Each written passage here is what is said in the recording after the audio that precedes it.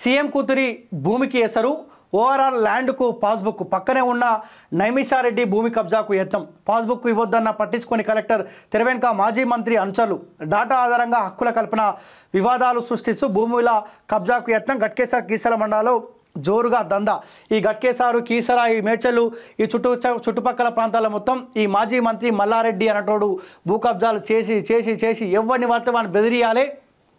Suppose ఒక భూమి ఎకరం ₹1 కోటి పోతుంది అనుకో, వాడిని పిలిపించుకుంటాడు, వానికి అవసరం ఉంటే పిలిపించుకుంటాడు, ఒక ₹10 లక్షల అడ్వాన్స్ ఇస్తాడంట. ఇక ₹90 లక్షలు అటే. ఇక మళ్ళీ ఏమన్నా ₹90 లక్షల కోసం పుసుకున్న వాడు వస్తే నీ భూమి చిన్న చిన్న ఇబ్బందులతో ఉంది, చిన్న చిన్న కిరికిర్లతో ఉంది, అది ₹1 కోటి పోతుంది, పోదు, ₹10 లక్షల గంతే, దానికి ఎక్కువ అని చెప్పి బెదిరించి అన్ని భూములు ఇట్నే ఖతం చేసి పడేసిండంట. ఈ గట్కేసార్ సంబంధించిన ఎంపీపీ ఉంది కదా ఏనుగు సుదర్శన్ రెడ్డి, మేడ్చల్ నుంచి బీజేపీ అభ్యర్థిగా పోటీ చేసింది కదా, ఆయన్ని ఒక్కసారి ఈ రేవంత్ రెడ్డి సర్కార్ ఒక్కసారి ఆయన పిలిపించుకోవాలి. పిలిపించుకుంటే ఈ మల్లారెడ్డి అనేటోడు ఎట్లా కబ్జాలకు పాల్పడ్డాడో ఆయన దగ్గర డేటా మొత్తం ఉంది. ఎందుకంటే మల్లారెడ్డితో పాటు కలిసి ఈ ఏనుగు సుదర్శన్ రెడ్డి అన్నట్టు ఆయన కలిసి పనిచేసిండు. మల్లారెడ్డి ఎక్కడ కబ్జాలకు పాల్పడ్డాడు, ఏ పేద భూమి అన్యాయకరం చేసిన డేటా ఆ ఏనుగు సుదర్శన్ రెడ్డి భారతీయ జనతా పార్టీ అభ్యర్థిగా పోటీ చేసిన దగ్గర డేటా ఉంది. ఆయన పిలిపించుకోండి, ఆయన ఇచ్చే డేటా ఆధారంగా తీసుకుని మల్లారెడ్డిని తీసుకుని పోయి దోపడ పడేయచ్చు. పేదో రేవంత్ రెడ్డి నా దోస్తే కలిసిపోయినామంటే కాదు కదా, ఇదే మల్లారెడ్డి తెలంగాణ భవన్లో తోడగొట్టలేదా, అరే సాలే రేవంత్ రెడ్డి అని తోడగొట్టలేదా, ఎటు పోయినాయి అంటే మధ్యలో పబ్లిక్ పిచ్చోళ్ళని చేయనికేనా కాదు కదా. ఇప్పుడు ప్రజలు కూడా కాంగ్రెస్ పార్టీకి ఓటేసింది మార్పుతో పాటు ఎవరైతే ఎన్ని రోజుల కాలం పాటు పేద ప్రజల రక్తాన్ని తాగిరో వాళ్ళపైన కూడా చర్యలు ఉండాలని పబ్లిక్ కోరుకుంటా ఉన్నారు. నెక్స్ట్ మీ పైన వచ్చే ఒత్తిడి అదే ఉంటుంది. ఖచ్చితంగా అవినీతికి ఎవరైతే పాల్పడరో వాళ్ళపైన చర్యలు ఉండాలని చెప్పి పబ్లిక్ కోరుకుంటా ఉన్నారు.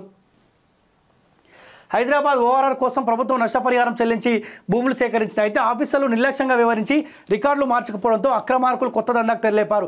ధరణి లొసుగుల ఆధారంగా రెవెన్యూ ఆఫీసర్ల సహాయంతో అవే భూములకు హక్కులు పొంది క్రయ విక్రయాలు జరుపుతున్నారు. ఓఆర్ఆర్లో కోల్పోయిన భూములకు పాస్బుక్ పొందిన కొందరు సీఎం కూతురు నైమిషారెడ్డి భూమికే ఎసరు పెట్టారు. ఆమె కొనుగోలు చేసిన ల్యాండు తమదేనంటూ వివాదం సృష్టించే ప్రయత్నం చేశారు. దీని వెనుక మాజీ మంత్రి అంచలు ఉన్నారన్న ప్రచారం ఉన్నది.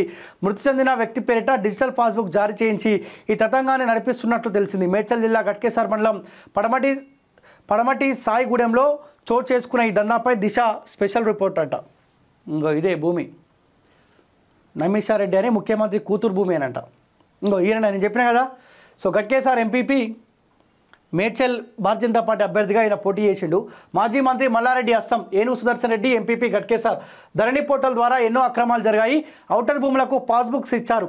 ఆఖరికి సీఎం కుటుంబ సభ్యుల భూములకు కూడా ఎసరు పెడుతున్నారు. దీని వెనుక మాజీ మంత్రి మల్లారెడ్డి ఆయన అనుసరులే ఉన్నారు. ఆయన హస్తం లేకుండా ఏ దందా నడవదు. మా ఏరియాలో చోటు చేసుకున్న అనేక అక్రమాలపై సమగ్ర దర్యాప్తు జరిపించాలి. ఇప్పటికీ మా ప్రాంతంలో మల్లారెడ్డిని మంత్రి అని అనుకుంటున్నారు. అందుకే అధికారులు ఆయన పిలవగానే వెళ్తున్నారు. ఆయన ఏం చెప్తే అది చేయడానికి సిద్ధంగా ఉన్నారంట. చాలామంది కలెక్టర్ల ప్రమేయం కూడా ఉందంట. కలెక్టర్లు పై అధికారుల ప్రమేయం కూడా బలంగా ఉందంట. దయచేసి కాంగ్రెస్ ప్రభుత్వానికి రిక్వెస్ట్ చేస్తూ ఉన్నాం, ఈ మల్లారెడ్డి అనేటువంటి పైన దయచేసి ఎంక్వైరీ చేయండి. స్వయాన ముఖ్యమంత్రి కూతురు నైమిషారెడ్డి భూమికే భద్రత లేదంటే పేద ప్రజల భూమికి ఎట్లా భద్రత ఉంటుందండి? దయచేసి ఎంక్వైరీ చేయాలి. ఈయన ఒకసారి పిలిపించుకోండి. మీ సచివాలయానికి ఒక్కసారి ఏనుగు సుదర్శన్ రెడ్డి గారిని పిలిపించుకోండి. ఆయన దగ్గర పూర్తి స్థాయిలో డేటా ఉంటుంది. ఒక ఎగ్జిబిషన్ తరహాలో పర్సమంటే మీ ముందు మల్లారెడ్డి చేసిన అవినీతి చిట్టా మొత్తం మీ ముందు పరిచే ప్రయత్నం చేస్తాడు.